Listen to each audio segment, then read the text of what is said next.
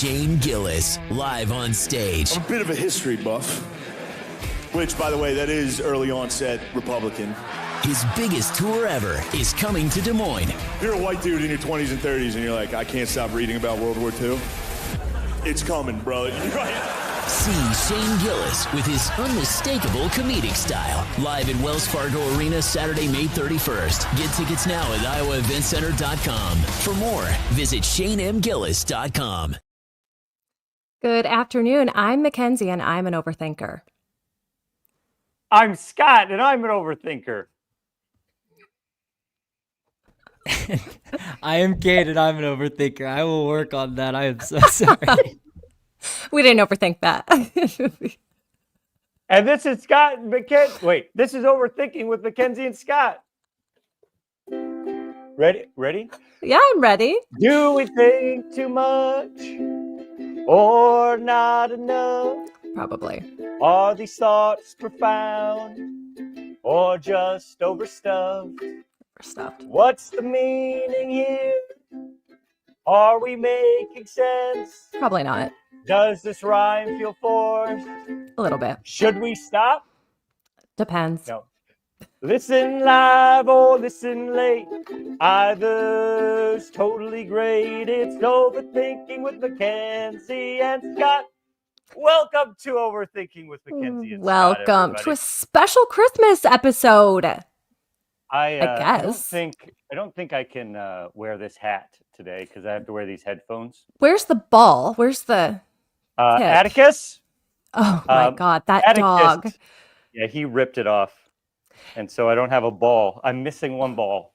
I know it's if Lance Armstrong can do it, so can you. But I know it's inappropriate to ask age. How old is Atticus? Okay, so when I was convinced by my girlfriend Rachel that we should get Atticus, I was told that he was born in September, and we got him around October. And then this weekend, I just found out that his birthday is in late December. Oh, so he's not even a year old yet, and he's 70 pounds. He's a big dog, and he's still acting like a puppy. And when you sent that text through of his behavior this weekend, I knew that he was younger than I thought that he was. Yeah. Oh my. I'm so sorry that you have to get rid of Atticus. That's just too bad. You know what I did instead? I just threw all the gifts away because I'd rather keep Atticus. Oh, that's so sweet. No, this is my fault. I was gone a little longer than I thought I would be. And does he have a history of getting into things like this? Okay, no, he doesn't. Except this happens to be the second time he got into the presents. So again, my fault. It's a dog. I get it. This is a human being not setting a proper boundary. Oh my God, shut up. Like dogs don't care about boundaries. Now, I zoomed in on this picture when you sent it to the text thread this weekend, which the text thread, we'll get to that later because I'm so overwhelmed. But you sent it through, and I'm so sorry. I'm so nosy. I was zooming in. I was zooming in on your house. I was zooming on pictures. A lot of good gifts. Like looks like you went to the bookstore, Names. Am I right? Yeah. I hope my niece, my 3-year-old, or 2 to 3-year-old niece isn't watching right now because some of her gifts are in there. But I noticed you kind of relied heavily on the candles, the bookstore to do your job. You didn't even wrap it. You just kept it in the bag. Okay, there were some bags that we put things in after the first devouring of the Christmas gifts because I was like, I'm not going to wrap any more of these. So then we just put them in sacks. But then he opened some of those as well. Was there food in any of these bags, or what is he trying to get to? And I know there's no rhyme or reason to a dog. My guess is that it was the candles because I got these beautiful. Hold on, let me show you these candelabras that I got. Okay. How's it going, so guys? I got these. Oh my gosh! I got this beautiful. I got 2 pair of these, or 1 pair, I should say, for Rachel's birthday, and found these on Facebook Marketplace. They're old, antique. They're from the 1900s, and they're wonderful. And so I got all these cool, fancier candles to go onto here. I think that's what it felt so good on his teeth. Also, yeah. which was the worst part of trying to clean up the rug. And you're also going to unfortunately have to worry about being on like duty for maybe the next few And he days takes some because big duties. Let's just be yeah. honest. You go out there and it's landmine city. Yeah, this is TMI getting into gross territory pretty early, but I took Bash, my dog, out this morning and a full Nerf bullet came out. Do you have a photo? I didn't take a picture of his A full, so like business. a yellow one with the plastic tip on the end? Pink with the plastic tip on the end. Yeah. And something else was in there too. Okay, this is gross. For someone who doesn't really like talking about this kind of stuff, I sure bring it up a lot. Well, Finding maybe something. that's something you should talk to your therapist about. I don't have a therapist. We've talked about this. Okay, not yet. Not until after I spend more time with you in this show and Exactly. people start saying mean things, but they better not. They better not. They will. They They will, will. I guarantee it. They will. Yeah. Oh my gosh. So, okay. So you wrapped all the presents. The dog, Atticus got into it, and then you rewrapped them. Yes, and each time we get a little less intricate. Oh my Where gosh. I went back to Mount Carmel, where my mom still Yeah. lives, where I grew up, in the house that my grandmother was literally born inside of. Wow. And we were back there, and of course, my mom did make her homemade chicken noodle soup with She the did. homemade noodles. Delicious. And it was a good time. But we brought some of the gifts that he had chewed. They were half open. But again, for a toddler, we thought it was okay. Yeah. And Sloan didn't seem to mind. So it was great to get back and see Mom. And Atticus loved being back there in the old wide open spaces of West Central Iowa. It's always good to get home. Yeah. How was your time there? And is that the first time the Atticus has gone along? Yes. Yeah. And my girlfriend Rachel. We were together last year, but probably not the smartest idea to have somebody you've only been dating for a few months go to your family Christmas. So this is a whole calendar year later. Okay. And it was really fun to show Rachel my hometown. And one of the craziest things that I never thought I would experience, Mackenzie, happened to me. So I'm playing with my little niece Sloan. I love that name, by the way. That name was on my list of names. She looks just like my brother. It's nuts, and has the same hair that he had when he was her age. And so I'm playing with her, and I'm chasing her around, and she starts to go up the stairs. And as I turn the corner to go up the stairs, I have this incredible flashback to when I was like 6 and my brother was 3, and I'm chasing him up the stairs. Everything was exactly the same, except I was at a little higher of an angle than my memory was. But you could not tell the difference. My brain was like, that's so sweet. Now, you're going to start believing in aliens and ghosts now, like that you're having these like more woo-woo. Oh, you do? Aliens I thought totally exist. Okay. Ghosts do not exist. I had something weird happen this weekend. Okay. What? So it's kind of a zoo around here. I have Bash the dog, and I have 3 outside cats. And I probably talked about this before. I don't want anything bad to happen to these cats. And I let them in to one of our unfinished rooms in our downstairs. And I let these cats in, and I let them in. I count them. I look at each of the cats. I shut the door. I go upstairs. I go to bed. At 4:00 in the morning, my middle son, Cash, comes. He wakes me up, and he says, "Mom, I need help." I'm like, "What's wrong, buddy?" He said, "There's a cat in my bed." I'm like, "What do you mean there's a cat in your bed?" One of the cats had gotten out of one of the rooms and made its way into his bed. So I'm like, okay. So I get the cat. Sure enough, there's the cat. I take it downstairs. The door is shut. And I open up the door, and there's the 2 other cats. Now, someone lived in this. We built this house, but there was a house here before there was a house here. They tore it down a long time ago, and then we built the house. And the guy that lived here, he was ornery, and he smoked a lot of cigarettes. I will smell whiffs of cigarette smoke sometimes. And then how did the cat get upstairs? I know. I'm not kidding. So I was really into this story, and then your explanation was a ghost. What? You give no credit to the fact that a cat is ninja-like. No, instead you want to give credit to a dead man who probably killed himself from smoking cancer darts his entire life. You know what? Sugar is worse for you than cigarettes. And Agreed. no, so I don't think the cigarette smoking had anything to do with it. You're telling me a cat used its little paw hand and opened up it's like a handle. It's not one of the spring ones. It's like a round handle door. Yeah, I think a ghost is way more plausible of an explanation than a cat opening a door handle. But anyway, no, cats are incredible at this. Here, unfortunately my recorder broke from, I don't know, 5-6 years ago today. Does this sound better if I hold this a little closer? Yeah, guys? It sounds good. It sounds Oh, good. You're having audio, and look at the sun. It's like I'm an angel, a Christmas angel. Yeah? You always look like a Christmas angel, Mackenzie. Oh, don't let anybody Scott. tell you anything different. Okay. I won't. When you live out there in the rural Iowa, do you have a lot of critters? I'm not kidding. When I came down to record, I looked outside and there was a possum sitting out there. And okay. In the middle of the day? Yeah, so yeah, he doesn't have rabies, do you think? Does he? Do you think? Yeah. I always assume. Okay. But then if he has rabies, then so does his friend the raccoon, who is also And then there's not just the one possum, but there is another possum that's smaller and even cuter. And then it's a funny farm. Wait, do you purposely feed all these things? No, that's the cat food. That's the cat food.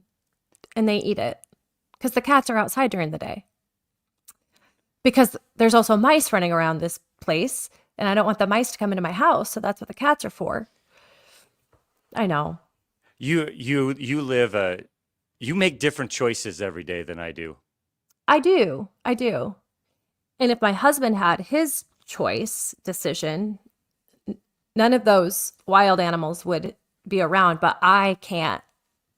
I can't. Like, I cannot say, yes, you can get rid of them. You can exterminate these animals. Absolutely not.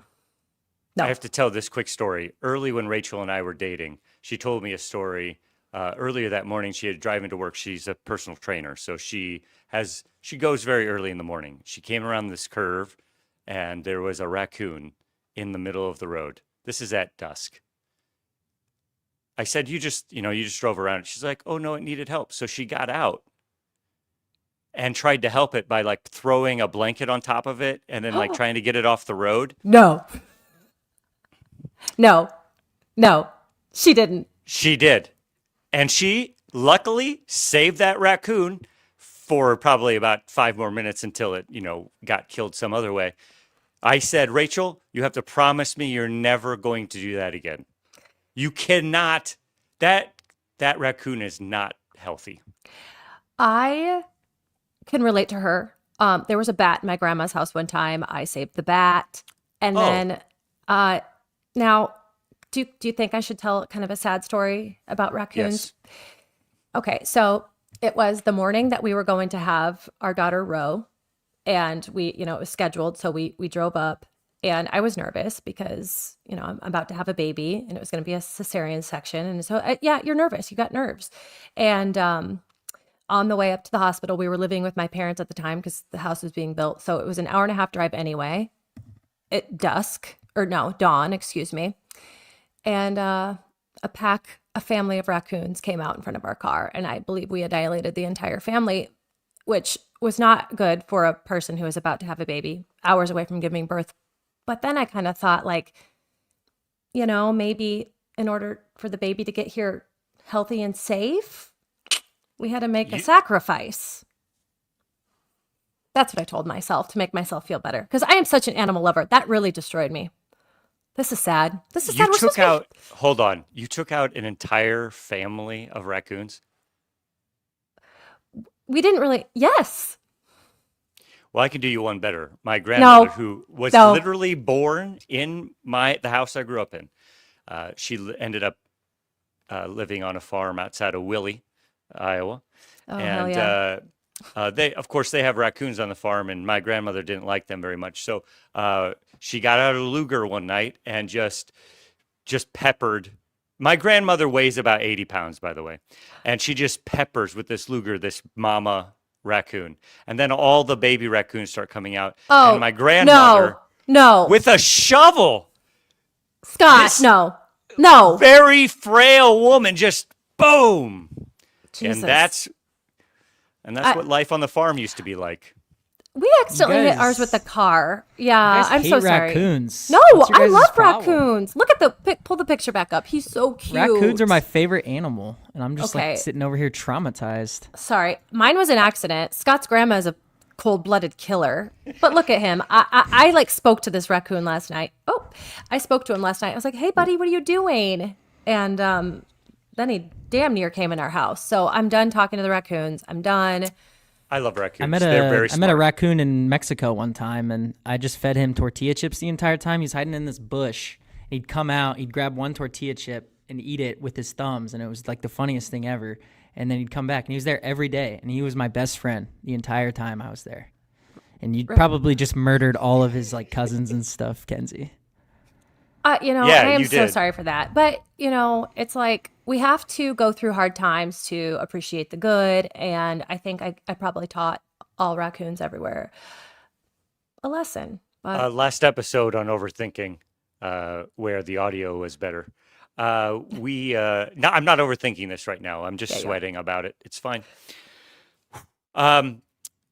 We got into it a little bit about Hear Me Out and who are these unattractively attractive people. And Mackenzie brought up Mrs. Claus, the claymation. Yeah. And just as you brought it up, Mrs. Claus starts trending, I see, on social media again.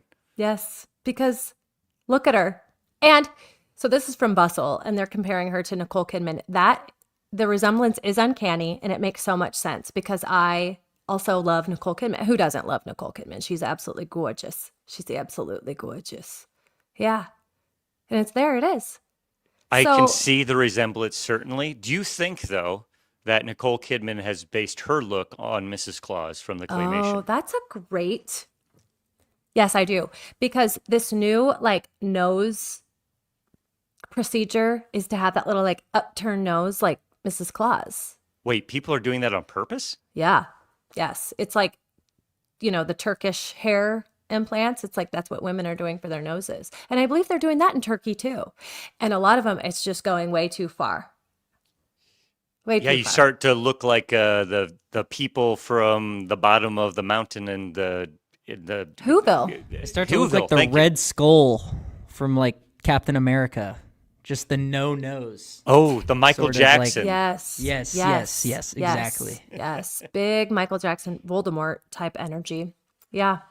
You shouldn't say that. Shouldn't say that name. Oh, well, sorry, I did. It is actually time now for... We all have to get ready for Christmas, but before we do that and we talk about what you do, if by chance you haven't started your gifts yet, we have our first sponsor to do an ad read for. And Mackenzie, I think they wrote this one for us, and it's exciting. You start reading it. All right, here we go. Pet lovers, have you ever gazed into your furry friend's soulful eyes and thought, I wish they could live forever? Well, now they can, sort of. Welcome to Mackenzie and Scott's Pet Cloning Services. We take your beloved pets and replicate them. It's sciencey, it's magical, and it's actually fully legal in every American state.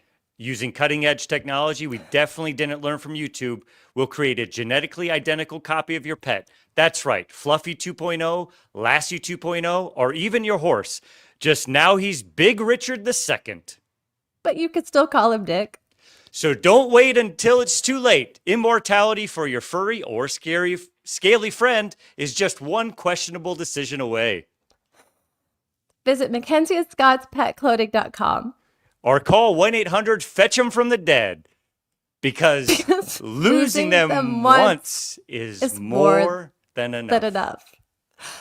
Christmas is in 2 days, Mackenzie. What the hell do you do if you've not finished your gift buying yet? Or if you're flat broke? Well, I found this list at heyhoodoo.com, and I thought we could maybe go through a few of these options for anybody out there who has not gotten their gifts quite yet. And I want to hear what your thoughts on this are. Number Wonderful. one, Mackenzie, if you haven't gotten gifts yet, last minute gift ideas right here. Right. The everyone gets a gift card cop out. All right. You're out of time and inspiration. So why not lean into it? Everybody gets a gift card, same store, same amount, done.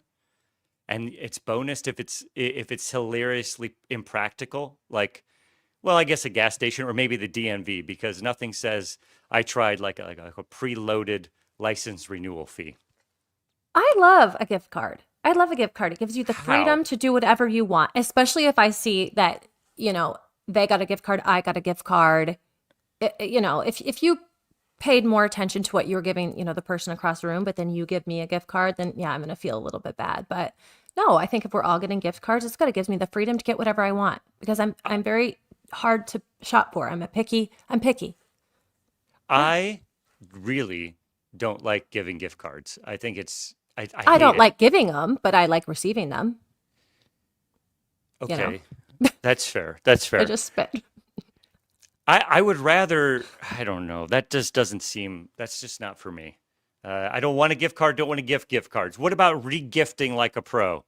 You dig through your closet, it's a treasure hunt, unopened bottle of wine, maybe an unused candle, white elephant gift, just you wrap it up nice. No, You that feels regrift. bad. That feels bad to me. That does feel bad to me because you were gifted that from someone. They thought, oh, she'll like this. So instead of giving me a gift card, they gave me a candle, and then I don't like the candle, and then I give the candle away. I mean, I like the no waste, the sustainability of it all, but it makes me feel bad. I don't like Yeah, it. I don't like the regifting either. Again, usually if somebody gives me a gift I don't like, I'm at the point in my life where I just throw it away right away, and I don't have it till next year. You throw it away? What do you mean you throw it away? Or I Like, give what it have you thrown away? like the holiday cards you gave me last week. Oh, whatever. If you threw that away, no. Print out some IOU coupons. Sometimes the best gifts don't cost a thing, especially if you've got a printer. Print out an IOU for things like free hugs, taking out the trash, or interpretive dance. I mean, if it's good enough for kids, it's good enough for Christmas. No, if someone gave me an IOU printed that the ink is still fresh from their printer, I would take out my nearest lighter. Oh, hey, Atticus, and I would light that thing on fire. I would be so annoyed. Unless you're 8 years old, you have no business like gifting an IOU coupon to somebody. Thank you. Absolutely, yeah. That is atrocious. Get a job. Get a job, loser. Okay, what if I love gift cards though? I'm sorry for interrupting. I love gift cards though. You're not interrupting. I love them. Ever. I use all of them.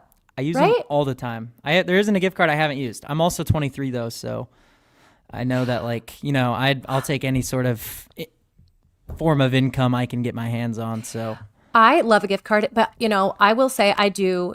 If there's something that I will overthink a gift card. I was gifted a what's that store? And it's so dumb because, the Container Store, they sell containers. It took me 5 years to decide what to spend the Container Store gift card on. What type of container? And I am not lying. I finally did it for containers for my closet. Sell containers there? They do, but like what kind of container and how many containers and I bought them on some wicker storage baskets for my closet. But it took me 5 years. And that's no joke. That is a really long time. I know. Okay, what if you bake cookies? Or you buy them and pretend that you baked them? Can this count? Yeah, baking cookies is better because at least you're putting your thought into it, care into it. Maybe it's an old recipe. I like the baking of the cookies.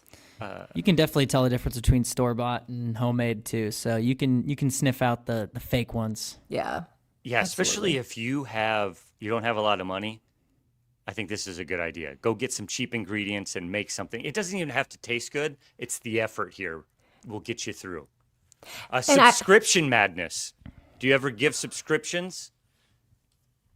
No. So I gifted my dad a old Murph. I gifted him a Hulu subscription. It was like a 6-month subscription because I think it depends on what it is. Like Jelly of the Month Club is pretty dumb, but My dad is one of those people that we live in a time where everyone has like 15 subscriptions now, and he's over it. So he won't get any more subscriptions, but I wanted him to watch The Bear on Hulu. So I got him like a 6-month subscription to Hulu that won't renew or anything, but he just has it for 6 months to watch a couple shows I think he'd like, because, me and him bond over movies and TVs mainly. And he loved it. He enjoyed it. I think he has a Hulu subscription still. So I actually did Hulu a big old favor by doing that. So Like I think 10 years it just ago- depends.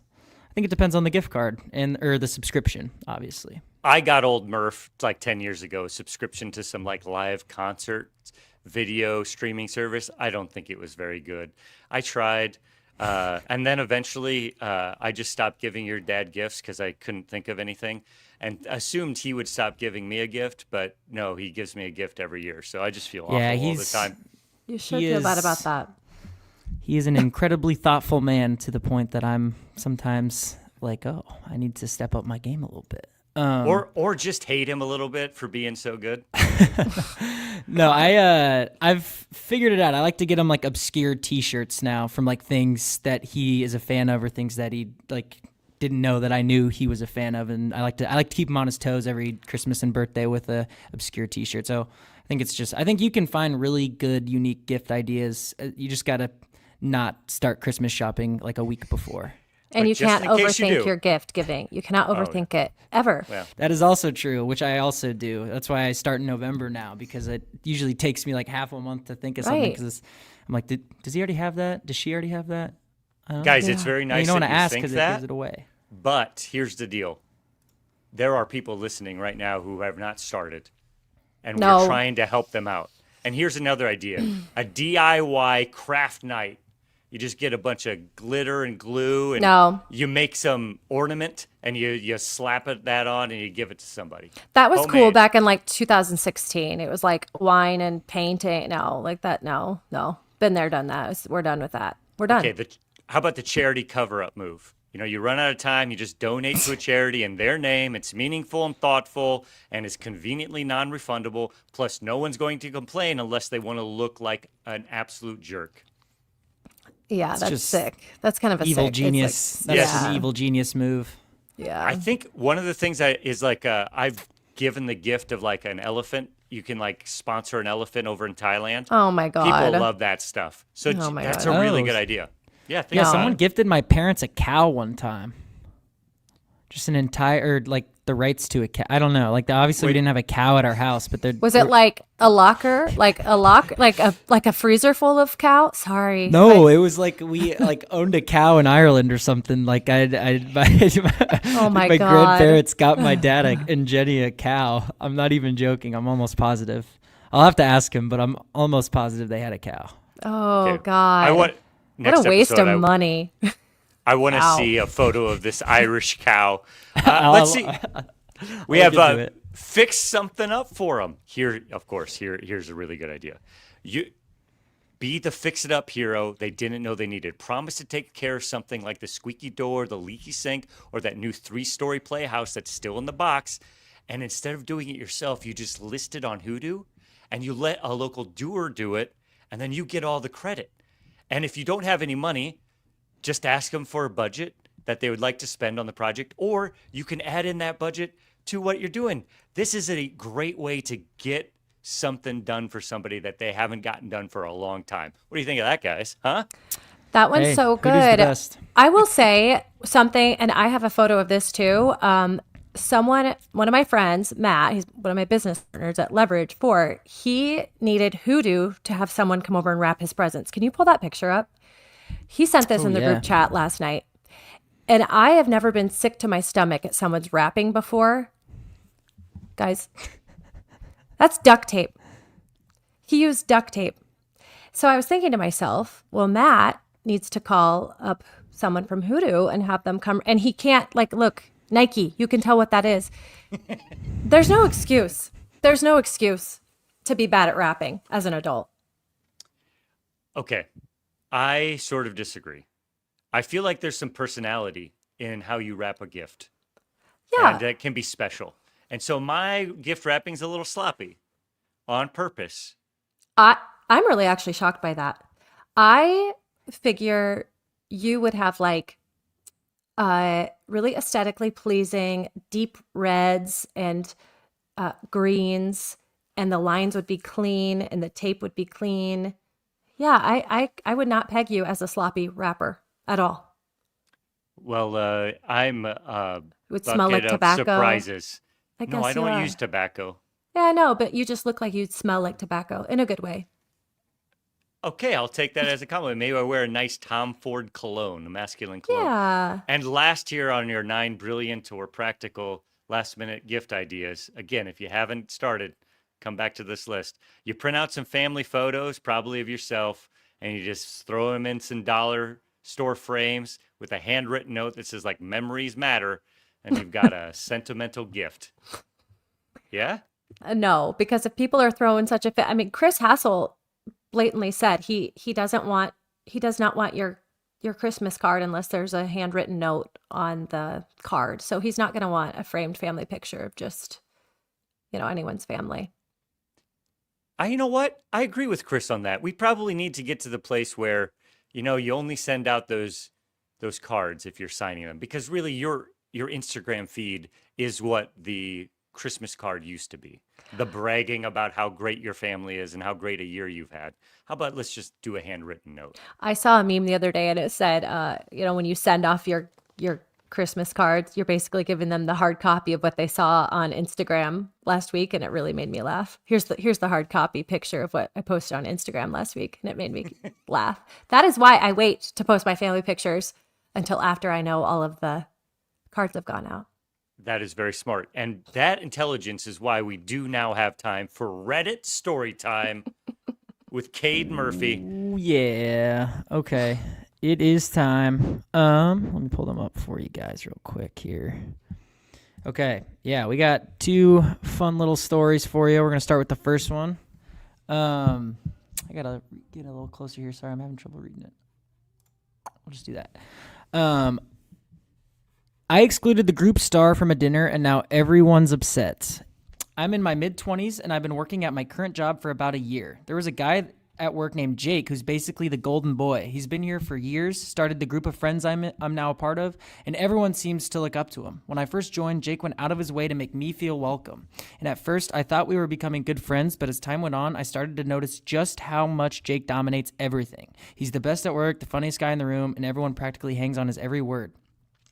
It started to get under my skin whenever we were all hanging out. It feels like I disappear when Jake's there. People laugh harder at his jokes, listen more intently when he talks, and I'm left feeling like the forgettable new guy. I know it's not his fault that he's good at what he does or that people like him, but it's hard to not resent how easy everything seems for him. Meanwhile, I'm just trying to keep up and feel like I belong. So when I decided to plan a group dinner recently, I left Jake out. I didn't want to deal with feeling overshadowed again, and honestly, I thought it might be a chance for the rest of us to connect without Jake being the center of attention. It felt like a small, justified move at the time, but the dinner didn't go as smoothly as I had hoped. Everyone had a good time on the surface, but they started asking why Jake wasn't there. You could tell it threw off the vibe. One guy even joked, "It's weird without him, huh?" They didn't seem upset with me directly, but there was some underlying awkwardness, like they all knew something wasn't right. That's when it hit me. Jake isn't just a part of the group, he is the group. He's been there for years. Long before I came along, excluding him didn't just change the dynamic, it made things uncomfortable for everyone. And now I can't help but feel like I overstepped. It's not like Jake did anything to deserve being excluded. Sure, I find him a little insufferable at times, but that's more about my insecurities than anything he's done. I'm stuck now. I can't go back and undo what I did, and I'm not sure how to address it. Do I try to apologize to Jake, or do I just act like nothing happened? Or do I just move forward and hope this blows over? What are we thinking? Mackenzie? You're always making me respond first to these. Well, I feel sick to my stomach for Jake. I mean, it's not his fault that he's just good at everything. And he is the glue that holds everyone together. And oh my gosh, this person is sick. You can tell this person is probably like an only child. They've never had to compete for attention in their life. Wait, are you older or younger than your brother? I'm older. So do you think I don't know. I'm I feel like this person's an overthinker. So represent game, recognize game. No, this person's not one of us. No. I don't know. They have totally overthought this situation. 100%. Here's the thing about networking is this is what I did with the Murph and Andy show. It's why I'm here right now. 12 years ago, I was like, I'm going to get with the coolest kids that I can. I'm going to be in their orbit, and I'm going to get some glow. That's what you got to do. Look, it worked. I don't think he overthought his initial decision. I think he came to that conclusion really quick. I'm going to leave Jake out and I'm going to do this. And now he's definitely overthinking. He's like, oh shit. He's backpedaling and realizing the mistake he made because it was mean what he did. No, I fully agree. This definitely some only child energy. My younger brother Colin is definitely he's a big personality, especially like compared to me. I'm definitely more reserved than him. And there's a noticeable difference when he's there and not there just because he's, very energetic and he's like the funniest person I know. And I could never imagine a scenario where the whatever is going on would not be better like with him not being there. Like I never think about that. I think there's just certain people that you love to be around, and like there's certain people that just bring a bigger energy than other people, and you can either try to overshadow it like this guy's trying to do, or you can just kind of be a part of it. I don't know. This is just some serious hater energy, and I'm not a fan of it. Yeah, growth he drank mindset. The Haterade for sure. Maybe you should get better. You should get better. Yeah. Read us the next. What's the next one, Kate? Next one.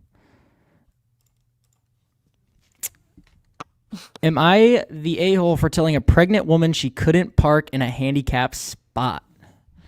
So today is the second day in a row that I noticed this neighbor of ours parking in the handicapped spot at the daycare we take our children to. Her husband went in to drop off their daughter, and I saw the mother sitting in her Range Rover in the handicapped spot doing her makeup. I stood right in front of the vehicle until she acknowledged me and then pointed at the sign, which clearly indicated that it is a handicapped spot. She opened up the door and said, "I'm 7 months pregnant," in a very confident and authoritative, thick English accent, and then closed the door and proceeded to continue putting on her makeup. Keep in mind that she wasn't driving today. She was yesterday. It was her husband that was driving her. I then knocked on her door. She opened the window, and I told her that being pregnant doesn't qualify as being handicapped, and she inexplicably said thanks a few times. For those of you that might be wondering why I care, I know plenty of people that are handicapped, and my aunt is handicapped, and it is not an easy life whatsoever. So imagine if you're someone that struggled to get in and out of your vehicle, or even needs to get out of your own wheelchair, or even needs to get your own wheelchair out of your own vehicle. And it was a very divided comment section for this one. So I'm curious what you guys think about it. Oh my gosh. Okay. You want to go first? So on this one? boiling this down, it's essentially, can a pregnant woman park in the handicapped parking spot? Is this what we're asking? Right. No. Well. No, because I think being pregnant is like, it's not a handicap. That's like a superpower. Oh, Jesus Christ. Okay. That's incredible. It's the most important part of us continuing as a species. And so. Have you ever been pregnant? Only once. I have 3 times. And I'll tell you, it is a handicap for sure.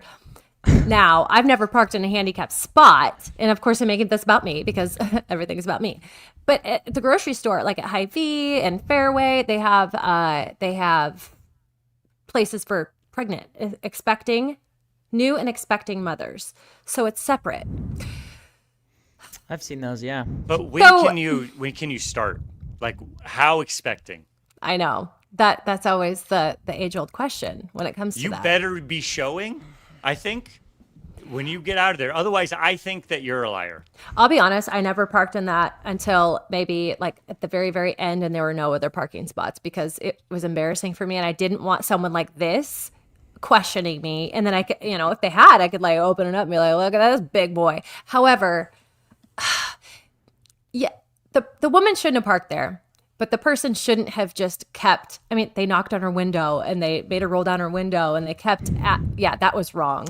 That is exactly what the comment section is saying. Everyone is saying they both suck. Both suck. The pregnant lady was obviously very dismissive and rude about it. But a lot of the people that know handicapped people or are handicapped were going to the comment section saying like people such as the person that made the post are the problem, and it's bringing more attention to them basically in a way that in a negative way. They when people come when there's it's hard to explain, but people handicapped people don't want attention brought to the fact they're like handicapped. Right.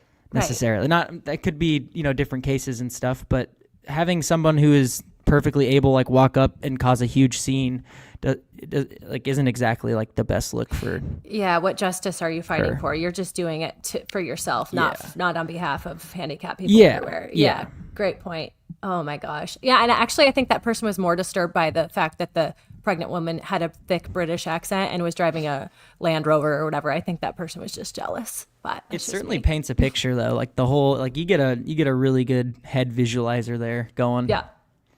Oh my gosh. These are stressing me out. Thank you, Cade. This is what happens out in the world, and besides just situations where I'm glad I never find myself in, there are also a lot of pop culture news that I try not to get involved with, but Mackenzie is here to try and keep me and the rest of us up to date. It's the Pop Culture Corner. It sure is. And this first one is just sick, okay? Are we ready for it? There's some turmoil in the North Pole, and Santa announces major overhaul of gift production amid elf protests. So as Christmas Eve approaches tomorrow, Santa Claus has unveiled a comprehensive modernization plan for his North Pole workshop, introducing advanced automation and new technologies to increase toy production efficiency. A quote from his lead elf, Tinker Sprig, if you were wondering. He said, "We're not against change, but we believe there's something irreplaceable about a toy crafted with love and a little magic. Automation might make things faster, but will it make them special? And that is what we are fighting for." So I just want to open this up. These poor elves, they're on strike. Santa Claus, widely known as this popular guy who only cares about his elves and the kids everywhere. But I honestly think it's looking more and more like he's a cult leader who only cares about money. And I just wanted to kind of discuss this one a little bit with you, Scott and Cade. Oh, with me and Cade. So this is a little bit of a change for you from our last episode. You were all pro Santa. And now you want to cancel Santa? You're like Oliver Cromwell? Now things I'm not need to change. You think things need to change? Like in what way? That's what it sounds like. They got to figure something out. I mean, they've got to figure something out. These poor elves, and I am not one of those type of people who tries to. I like to go with the flow. I think, modernization is good, but it's Santa and it's toys. And where does the magic fit into all of this? I'm just really curious. How can they automate magic? I don't know. I know 3D printers are becoming more and more of a thing. They could, use some elf magic with 3D print. There's lots of opportunities to really kind of diminish the value of elves, and it's this is a time where the workforce needs to come together and stand up for them. Kind of try to stand up, maybe stand up on top of each other because they're so short. Yeah, because they're so little. It's just really tough. Yeah, I don't know, those tiny little voices, but together I think they could be loud. I think that what's most angering here. One is this story in Pop Culture Corner, and two, maybe if Santa has all this magic, I don't think he actually ever needed an elf, and so maybe he's been very kind and charitable just by giving them a job that he didn't actually need them for. I think he's paying them in milk and cookies, so I don't know how charitable he's being, Scott. I know, but wouldn't it seem weirder if Santa was just like one guy in the North Pole just making all these toys for all the kids? That's kind of creepy. Like if with the elves, there's a little more like magic to it. He can spread the blame. Yeah. Less creepy when there's a giant fat man ruling over a bunch of small Oompa Loompas? Yes. I listened to a podcast just this weekend of one of these elves who got out of the Santa cult, and he was just reflecting on his time there, and it's It's dangerous. I think dangerous things are going on in the North Pole, unless this is just some big smear campaign, by Little Elf. Is that the Escaping Kris Kringle documentary? It is. Okay, I'll have to check that out. It's Is on my watch real? list. It's Is on my that watch. real? Because if that's not real, we should make that. Yeah, should we? Yeah. All right, put it on the list. Okay. What's next on the list here of Pop Culture Corner? So, yeah, it's an easy segue. Blake Lively sues co-star Justin Baldoni for sexual harassment and a smear campaign. So, we may come out of this Santa thing thinking like, oh, crap, like I was wrong. I was on the wrong side of history. It was all some big smear campaign, like what happened to Blake Lively. So let's dive in. She has filed a legal complaint against her It Ends With Us co-star and director Justin Baldoni, alleging sexual harassment in a coordinated smear campaign intended to damage her reputation. So I want to know, have you guys seen this movie? And did you see any of the lead up and any of this kind of like buzz going on before the movie? I followed this entire beef via social media. I did not watch the movie because the trailers looked awful. But obviously this isn't a movie intended for someone such as myself, so take that as you will. It just didn't look like a Cade movie to me. Right. Fair. But I'm sure it was okay. I'm sure it hit for the people that it was intended for. Made a lot of money. It made a ton of money. So it's a Colleen Hoover book, and she's a really popular author right now. And I read this while I was on maternity leave. And I was not prepared for what the story was going to be, because you go into it thinking it's a love story. Well, it becomes clear in like the second half of the book that it's actually about domestic violence and how, the perseverance of this character, Lily Bloom. Don't get me started on the name. That is her name. Her name's Lily Bloom, and she owns a flower shop. A flower, yeah. Yes. And actually, it was pretty good. I watched it just the other night. I was sobbing because it's just, it's a moving movie. I will say, so I didn't want to see the movie, but I was curious what the story was, because I heard the story was good. So it was one of those movies that wasn't good enough for me to watch, but interesting enough for me to read about on Wikipedia, like the entire plot. Right. And it was a pretty interesting story. I will give you that. Yes. It was some twists and turns. Twists and turns. So, yeah, as you were saying, like the media coverage of this, it was them promoting the movie, but it quickly went, people were just asking questions online because these two refused to be photographed next to each other. They refused to be interviewed next to each other. And then it reminded me of the "Don't Worry, Darling" press, or the trying to think of the word, the campaign basically for the promo. Yeah, exactly. And so it was this Justin Baldoni has a big following already because he likes to stick up for women's rights. He's kind of a loud voice in that area, I guess. And then Blake Lively she's everyone's sweetheart. She always has been. She was on Gossip Girl. She was on just a few different things. People love her relationship with her husband, Ryan Reynolds. And so it was a lot of back and forth. And then all of a sudden, all this stuff started coming out about Blake and how she's not a nice person and she doesn't behave nicely in interviews and she's just this wicked witch. Well, it is now coming out that was all orchestrated by this Justin Baldoni. He tried to just do a complete smear campaign of her and her character, all the while being just a complete sicko on set of this movie. And it's actually crazy the things that they have uncovered in the text messages and the emails that they are showing. It's actually crazy. What side are, not that there's a side to be on, but like where do you stand on this? Who are you backing? I have always backed Blake just because I'm like, I like her a lot. I don't know her, but I seem to like her. And also she's a mom of 4 and she's doing all these badass things and she's a brilliant, beautiful actress. And so a lot of it was just based on, my visceral reaction to just kind of both of them because he just looks like a creep. And it's turning out he looks like an attractive man to me, but it allegedly appears that he is a creep. Yeah. Yeah, he was commenting on her weight. He was showing her pictures of, no, maybe it was his business partner, was showing Blake pictures of his naked wife. Just all this really weird behavior.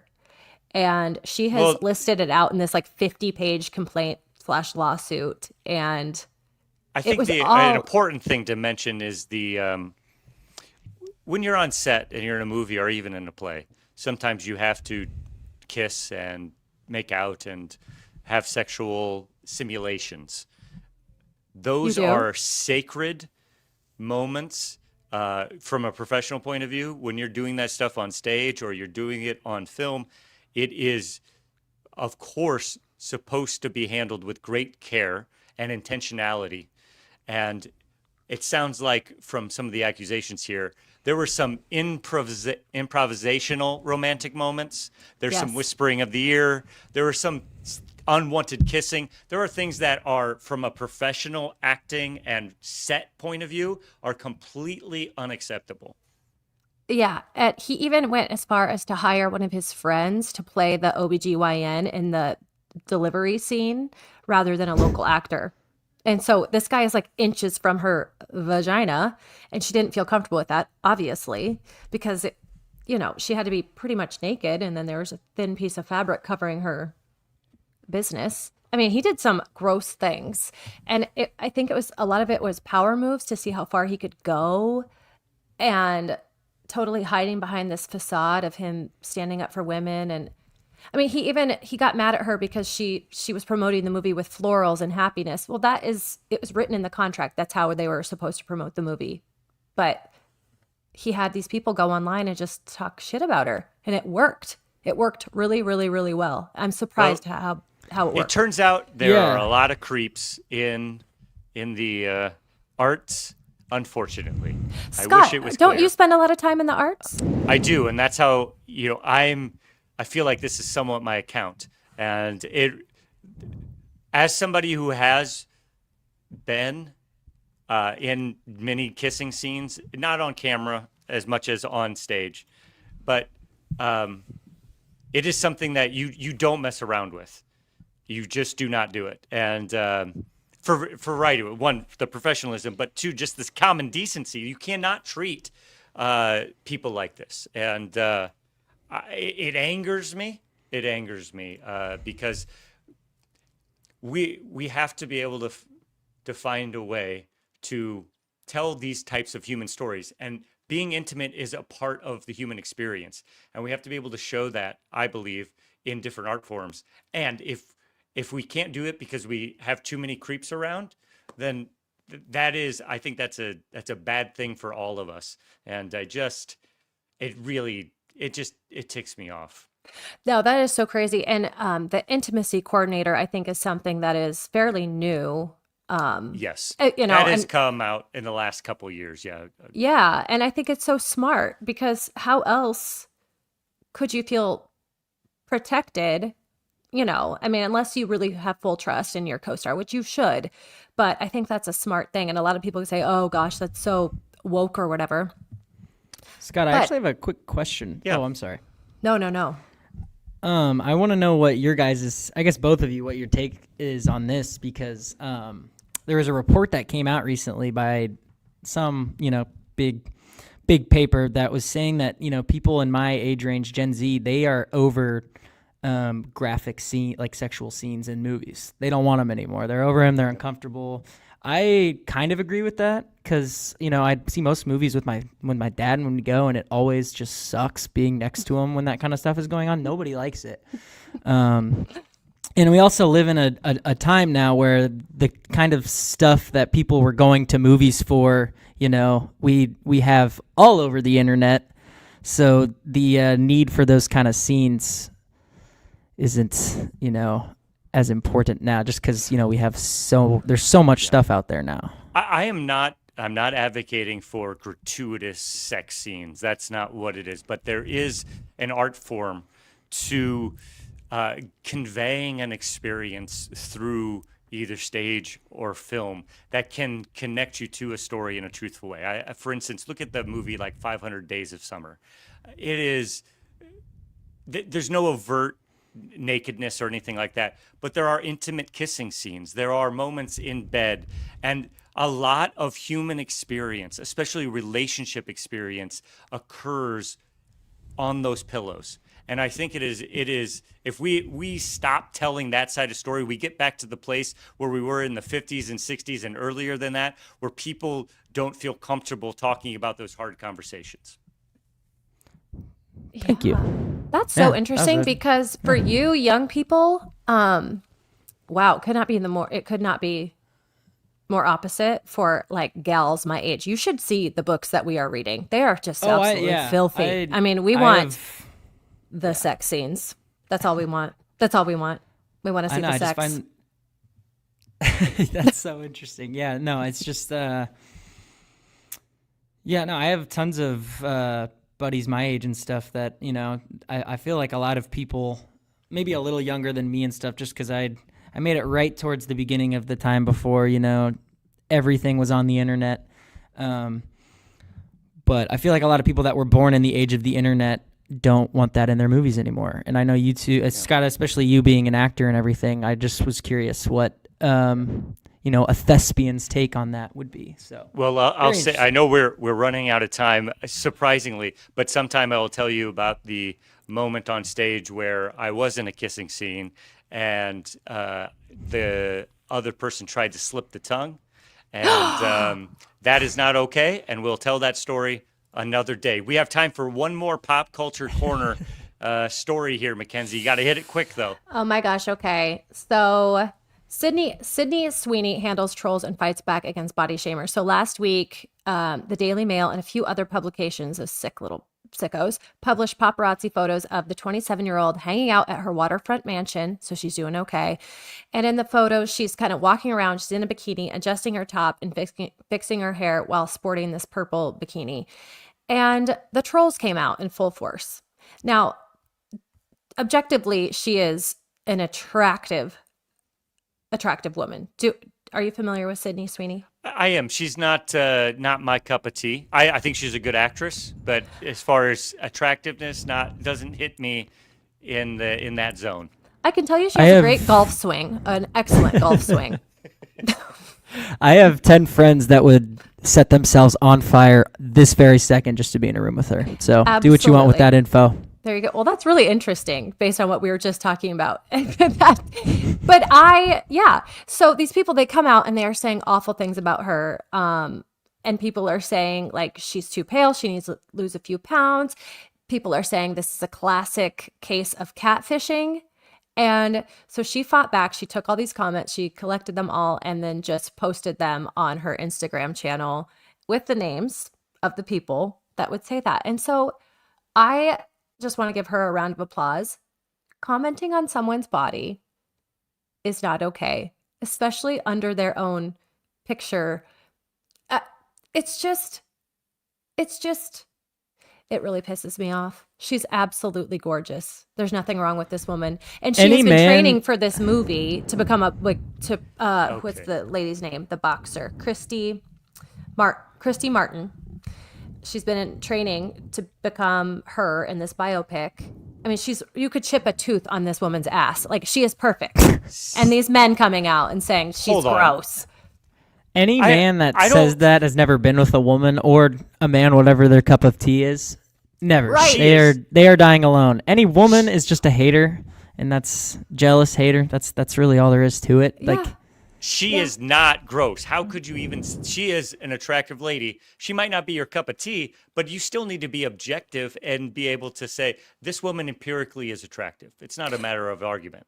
Well, what they're talking about is her body has changed a bit because she's been working her ass off to become this Christy Martin, this boxer. And so she's muscular, and she's not all boobs and tiny little waist in these photos. Well, boobs and tiny little waist is how we're going to have to close up the show today, Mackenzie. We got a 1 minute warning until Murph and Andy gets to you here on Iowa Everywhere. Mackenzie, I'm going to have you close us up. Oh, I was going to play. Close us up, Mackenzie. Oh, I will not be singing. Like, I'm just not going to do it. I'm just going to strum. Okay. You close out the show. Tell everybody to listen again on Monday because we'll be back. Absolutely. We will be back at noon next Monday after Christmas. You're going to be fat and happy, and so are we. And we appreciate you spending your Christmas Eve with us. Watch on YouTube, or I guess listen anywhere you get your podcasts. And thanks for overthinking with us. Hey, Scott. Merry Christmas, everybody. Merry Christmas, everybody. And I just want to tell you all, this whole show, I've been so pissed about my audio, and I'm really sorry. I promise I will get that fixed. And thank you for listening through our second episode of Overthinking. It's time for Murph and Andy. See you later, guys.